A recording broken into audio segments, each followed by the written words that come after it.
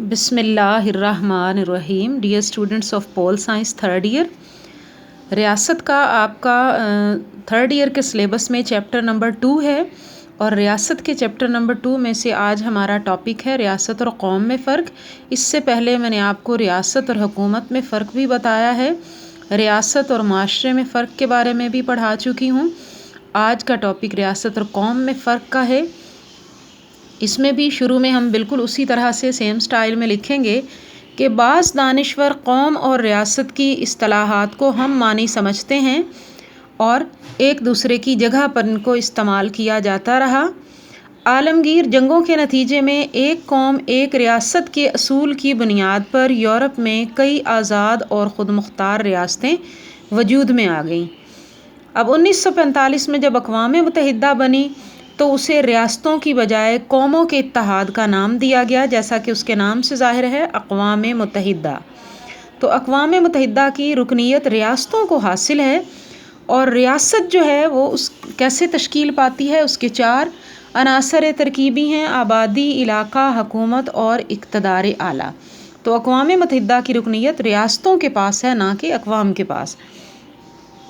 قوم کیسے بنتی ہے؟ افراد کے ایسے مجموعے کا نام قوم ہے جو جذبہ قومیت سے سرشار ہوں، آزاد ہوں یا آزادی حاصل کرنے کے لیے کوشش کر رہے ہوں. تو ریاست اور قوم میں فرق موجود ہے. اس فرق کو ہم کیسے دیکھیں گے؟ سب سے پہلے مخصوص علاقے کے لحاظ سے ریاست اور قوم میں فرق پایا جاتا ہے. جیسا کہ میں نے ابھی بھی بتایا، اس سے پہلے بھی آپ کو بارہا بتا چکی ہوں کہ ریاست کے 4 اجزاء ترکیبی ہیں: آبادی، علاقہ، حکومت اور اقتدار اعلیٰ. تو مخصوص علاقے کی ضرورت ریاست کو ہے، قوم کے لیے مخصوص علاقہ ہونا ضروری نہیں ہے. اب اس کو ہم اس طرح سے دیکھیں گے کہ یہودی جو کہ ایک قوم تھے اور قوم ہیں بھی، تو قوم تھے لیکن وہ مختلف دنیا کے خطوں میں اور مختلف ممالک میں آباد تھے، وہ ریاست نہیں تھے، ایک قوم تھے.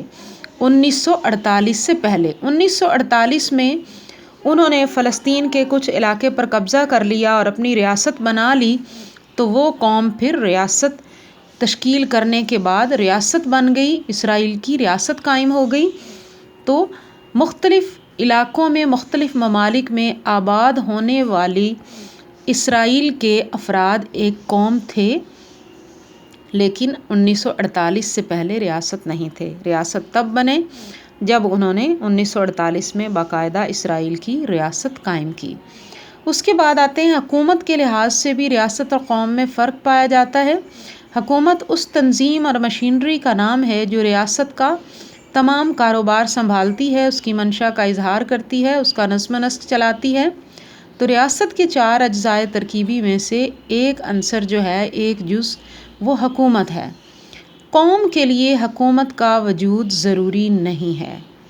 قوم کا وجود حکومت کے بغیر بھی قائم رہ سکتا ہے. اس کے لیے بارہا اس پورے ٹاپک میں آپ پاکستان کے قیام سے قبل ہندوستان کی مثال دے سکتے ہیں کہ پاکستان بننے سے پہلے ہندوستان میں مسلمانوں کی اپنی حکومت نہیں تھی، لیکن مسلمان ایک قوم تھے. جیسا کہ میں نے بتایا کہ قوم افراد کا ایسا مجموعہ جو جذبہ قومیت سے سرشار ہوں اور آزاد ہوں یا آزادی حاصل کرنے کی کوشش کر رہے ہوں. اس کے بعد اقتدار اعلیٰ کے لحاظ سے ریاست اور قوم میں فرق ہے. اقتدار اعلیٰ ریاست کے 4 عناصر ترکیبی میں سے ایک عنصر ہے اور اس کے بغیر ریاست تشکیل نہیں پا سکتی، لیکن قوم کے لیے اقتدار اعلیٰ کا ہونا ضروری نہیں ہے. جیسا کہ قیام پاکستان سے پہلے مسلمان ایک قوم تھے لیکن وہ ریاست نہیں تھے، کیونکہ ان کے پاس اقتدار اعلیٰ نہیں تھا اور وہاں کی تمام پالیسیاں جو ہیں وہ حکومت برطانیہ طے کرتی تھی.